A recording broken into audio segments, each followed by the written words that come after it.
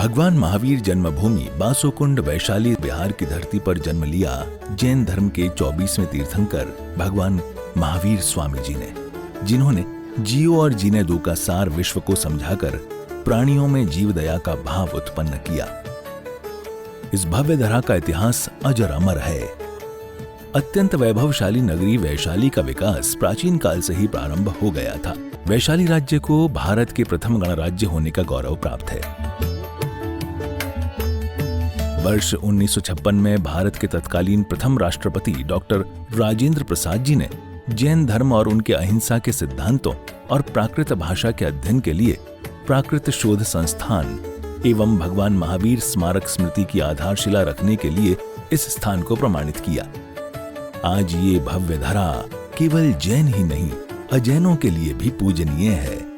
देश विदेश से श्रद्धालुगण यहाँ दर्शन हेतु पधारते हैं एवं इच्छा अनुसार मनवांछित फल पाकर कर्मों की निर्जरा करते हैं तथा तीर्थ क्षेत्र पर दान देकर तीर्थ के उत्थान में अपना सहयोग प्रदान करते हैं। ज्ञात हो कि परम पूज्य श्वेत पिच्छाचार्य श्री विद्यानंद जी महामुनिराज के मंगल आशीर्वाद से एवं निर्यापक पट्टाचार्य प्रथमाचार्य श्री श्रुत सागर जी महामुनिराज की प्रेरणा एवं मार्गदर्शन से यहाँ विराजमान 1008 भगवान महावीर स्वामी की अति मनोज्ञ अतिशयकारी प्रतिमा की मंगल शांति धारा पूजन एवं विधान का भव्य आयोजन निरंतर रूप से किया जा रहा है। आप भी मात्र 11,000 रुपए की राशि देकर प्रभु महावीर स्वामी की शांति धारा करने का सौभाग्य प्राप्त कर सकते हैं। बोलिए बासोकुंड महावीर भगवान की जय।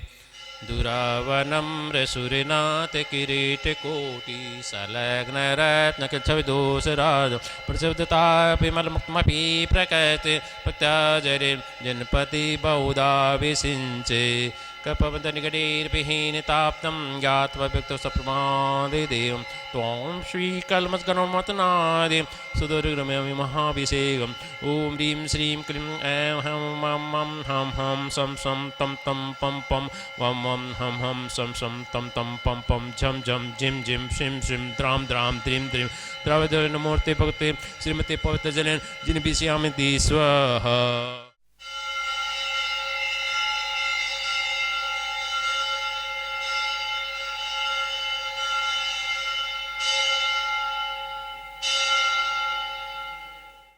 चंदन तंदुल पुष्पिके सरस्वदीप सुदूप फलार्दिके धवल मंगल गाने रवाकुले जिन गृहे अभिषेक महम जिम ओम ह्रीं श्री पांडुकशिला पर विराजमान भगवान चनाग्रे प्रथम कलश प्रांते जलादि अर्घम पामति स्वाहा।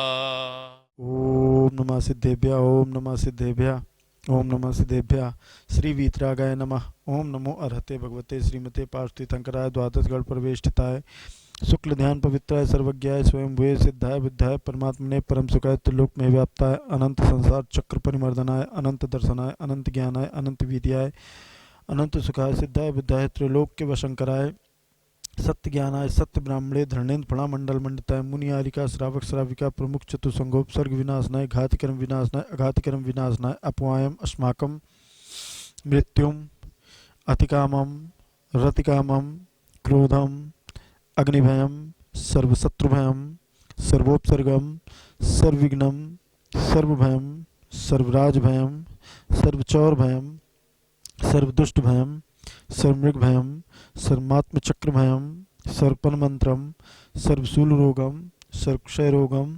सर्वकुष्ठरोगम सर्वक्रूरोगम सर्वनरमारीम सर्वगजमारीम सर्वाश्वमारीम सर्वगोमारीम सर्वमहिषमारीम सर्वधान्यमारीम सर्ववृक्षमारीम सर्वगुलमारीम सर्वपत्रमारीम सर्वपुष्पमारीम सर्वफलमारीम सर्वराष्ट्रमारीम सर्वदेशमारीम सर्वविश्वमारीम सर्ववेताल साकनी डाकनी भयम सर्ववेदनीयम सर्वमोहनीयम सर्वकर्माष्टकम।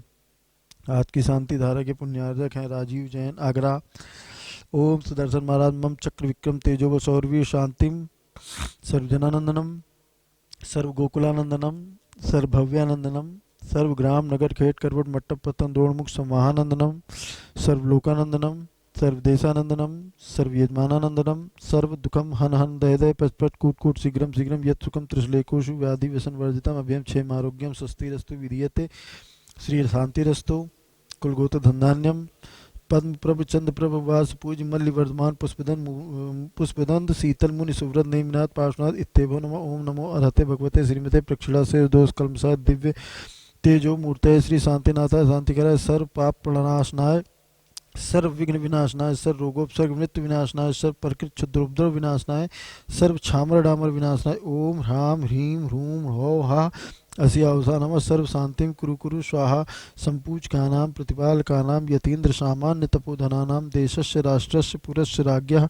करोतु शांतिम भगवान जिनेन्द्र। उदक चंदन तंदुल पुष्पके चारु सुदीप सुदूप फलार्दिके धवल मंगल गाने रवाकुले जिन ग्रहे अभिषेक महम जिम। ओम ह्रीं श्री पांडुक्षरा पर विराजमान भगवान चनागे शांति धरा प्रांते जलाद्यर्गम निपामते स्वाहा। उदक चंदन तंदुल पुष्पके चारु सुदीप सुदूप फलार्दिके धवल मंगल गाने रवाकुले जिन ग्रहे मुनिराज महम जिम। ओम ह्रीं जितने भी मुनिराज हैं उपाध्याय आचार्य गण के चरण कमल बाबा नमस्कार के चरण कमल में अनंत प्राप्ति अर्गम निपामती स्वाहा। उस जीव के बारे में सम्यक दर्शन सम्यक ज्ञान सम्यक चारित्र में जो स्थित है वो स्वसमयी है, मतलब वो परमात्मा के समीप है या स्वयं परमात्मा बन सकता है। जाने शब्द स्वेच्छावाचक है, अपने आत्मा में स्वतः अपनी स्वेच्छा से मग्न हो सकता है, किसी की जबरदस्ती से वो अपने आत्मा में एकाग्र नहीं हो सकता। एक और अग्र, एक बोले तो आत्मा, अग्र बोले तो उसी के सामने रख के ध्यान करना। जाने शब्द स्वेच्छावाचक है, स्वेच्छा से धर्म कर सकते हैं, जबरदस्ती से कोई धर्म नहीं करा सकता, न कराने से भी वो धर्म ध्यान कर सकता है। अपने अंतस्फूर्ति से अपने स्वेच्छा से इच्छा से धर्म ध्यान कर सकता है, धर्मात्मा बन सकता है। जो धर्मात्मा बनता है वो परमात्मा होगा। इसीलिए आचार्य कुंद ने भी आगे चल के दूसरे ग्रंथों में भी इसकी चर्चा थोड़ी बहुत की है। आत्मा तीन तरीके मानी उन्होंने। एक बहिरात्मा, जो बाहरी दृष्टि धन संपत्ति वैभव के पीछे 24 घंटे लगा हुआ है, अपने खुद के आत्मा को भूल गया, वो मिथ्या दृष्टि बहिरात्मा है, वो वितरागी है, वीतरागी नहीं है। फिर कहते हैं अंतरात्मा, जो सम्यक दृष्टि जीव है, अपने आत्मा पर विश्वास है, वो आस्तिक है, वो सम्यक दृष्टि है, सम्यक ज्ञानी है। वो अपने आत्मा को परमात्मा बनाने के लिए सतत ध्यान अध्ययन में लगा रहता है। जैन धर्म में दो ही मुख्य तत्व है, ज्ञान और ध्यान। स्वाध्याय करो और ध्यान करो, बाकी सब जितने क्रियाकांड है वो बाहरी क्रियाकांड है, अंतरंग में दो ही है। तो महानुभाव फिर कहते हैं एक उद्गर कर्म प्रदेशों में जीव फंसा हुआ है। जान शब्द आज्ञावाचक होने से पर समय, पर पदार्थों में रमा हुआ ये जीव, रात रंजन, ये पर पदार्थ में रमना आर्त रुद्र ध्यान है। जैसे वो बको ध्यानम, बक पक्षी ध्यान तो करता है पर हिंसक भाव होते उसके मन में, किसी प्राणी को मारने के सतत भाव होते, पर यहाँ अहिंसक भाव है, वीतराग भाव है। तो दूसरे गाथा में जो कुंद ने कहा, इसी के विस्तार से उन्होंने स्थूल रूप से सूक्ष्म रूप से अनेक दृष्टांत देकर समझाते हैं। अब तीसरी गाथा में आचार्य कुंद देव कहते भगवान कि समय जो है अर्थ है आत्मा, सम उपसर्ग अय धातु, जो गत्यर्थक धातु है सब ज्ञानार्थक होते हैं। अब वो ज्ञान की बात करते हैं तो एयत निश्चय गदो समो संवत्त सुंदरो लोगे बंद कहा एयते तेन विसंवादिनो होती। विसंवादिनी ये स्त्रीलिंग है। जैसे दो महिलाएं विसंवाद करते हैं, लड़ पड़ते हैं, तो उसका उन्होंने दृष्टांत किया। इसी प्रकार कर्म और आत्मा अनादिकाल से इन दोनों का वाद विवाद है, दोनों में बहुत ही फर्क है। जड़ पदार्थ को अपना मान बैठा है जीव, शरीर को अपना मान बैठा है। आचार्य कहते हैं ये बंध की जो कथा है ये विसंवाद करने वाले, इसलिए एक एकत्व विभक्त निश्चय निश्चय मैं आत्मा को समझाता हूँ। कितनी सुंदर बात कही, समोह संवत्त सुंदर रोगे। कोई कहता है पहाड़ सुंदर है, पेड़ सुंदर है, फूल सुंदर है, गहने सुंदर है, कपड़े सुंदर है, नदी सुंदर है, मकान सुंदर है। जो देखता उसको बताता है ये सुंदर है, सुंदर है। आचार्य कुंद इसमें कहते अरे सारे दुनिया के पदार्थ को देखता है और उसको कहता है सुंदर है। पर तुम समझ लेना सारे संसार के वस्तुओं को तुम सुंदर तो देखते और जानते हो, ये सारे सौंदर्य को पहचानने वाला कौन है? आत्मा है। कौन है? ज्ञानी है, सम्यक दृष्टि। तो वह स्वयं कितना सुंदर होगा। तुम अपने आत्मा को क्यों सौंदर्य को पहचानते हो? तुम्हारे आत्मा के सौंदर्य को पहचानो। दुनिया के सौंदर्य के पहचाने से बहिरात्मा बन जाओगे और उससे तुझे कोई फायदा होने वाला नहीं। बहुत से चीज़ें देखी, उन बहिरंग पदार्थ की सुंदरता से क्या होगा? तो इसलिए महानुभाव सर्वत्र दुनिया में सुंदरता को देखने वाला, पहचानने वाला, ये जीव इतने विचित्र है। कहता है इस फैक्ट्री का जो कीमत है 50 करोड़ है, इस फैक्ट्री का 100-200 करोड़ है। सारे दुनिया के वस्तुओं को कीमत तो करता है, पर त्रैलोक्य मूल्य से भी ज़्यादा कीमती को है तुम्हारे आत्मा। महानुभाव, हमारा जैन धर्म दर्शन में अनेक तीर्थ क्षेत्र हैं। सम्य शिखर जी, गिरनार जी, पावापुरी, चंपापुरी, कैलाशगिरी, ये सब भगवानों के मोक्ष स्थली हैं। ऐसे ही जन्म स्थली, जन्म कल्याणक और गर्भ कल्याणक के स्थली भी बहुत महत्व रखते हैं। उनमें से वैशाली वासुकुंड कुंडग्राम में जो भगवान वर्धमान महावीर स्वामी का गर्भ कल्याणक और जन्म कल्याणक का स्थल है, पास में दीक्षा कल्याणक का भी स्थान है, और थोड़ा आगे जाएंगे तो उनके मोक्ष कल्याणक का भी स्थली है। उनको जहाँ केवल ज्ञान हुआ वो स्थली भी वहीं आसपास में है। महानुभाव, भगवान महावीर स्वामी ने हमारे विश्व को, उनका बहुत बड़ा योगदान है।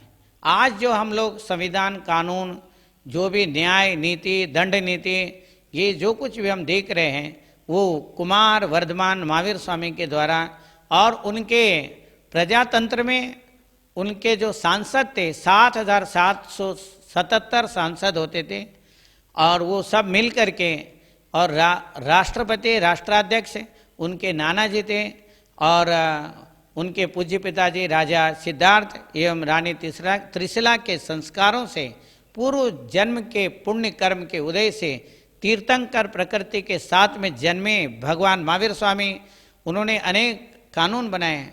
पशुओं को किस तरीके से रखना चाहिए, व्यापार कैसे करना चाहिए, उद्योग कैसे करना चाहिए, कृषि कैसे करना चाहिए, असी मसी कृषि, वाणिज्य, शिल्प और विद्या जो भगवान ऋषभदेव ने बताया, उनको उन्होंने प्रैक्टिकल करके सबको दिखाया।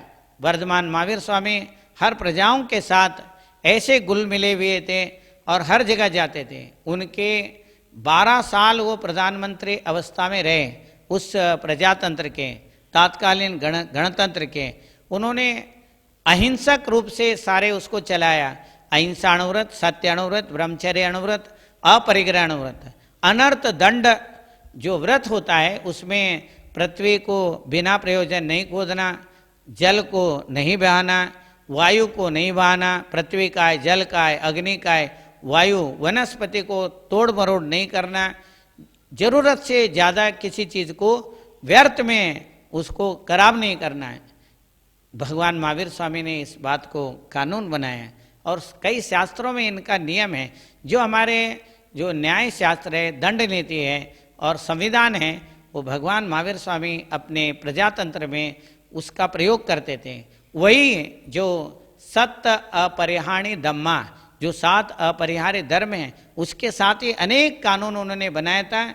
उसको जैसे वैसे ही भगवान बुद्ध ने अपने संघ के लिए अप्लाई किया, और ये सारे चीज़ें बौद्ध ग्रंथों में बहुत सुंदर तरीके से वर्णन है, जैन ग्रंथों में भी वर्णन है, हमें उसको देखना चाहिए। अब जो वैशाली वासुकुंड में भगवान महावीर स्वामी का जो मंदिर बना है, और उसमें जो है उसमें भी सांसद बनाए हैं, कोई राशि लोग रखे, बहुत सारे सांसद बने, और लोग भी सांसद बनना चाहिए, वहाँ का अनुभव करना चाहिए कैसे प्रजातंत्र था, भगवान महावीर स्वामी ने किस तरीके से उसको चलाया। 6 साल में उन्होंने बेसिक चीज़ें सही किया और 6 साल में और भी बहुत सुंदर करके 12 साल तक उन्होंने उस प्रजातंत्र के ऊपर राज किया। और वो हर एक प्रजाओं के लिए ऐसे एक सा नियम बनाया, उसमें ऊंच नीच का कोई नहीं था। कर्म से वो लोग सारे ऊंचे हो जाते थे, अपने पुरुषार्थ से बड़े हो जाते थे। प्रजा का अर्थ आत्मा है, तंत्र का अर्थ अनुशासन। आत्मा, आत्मा के लिए आत्मा के द्वारा किया जाने वाला अनुशासन प्रजातंत्र है। हम सभी प्रत्येक जन भगवान महावीर स्वामी के उस मंदिरों को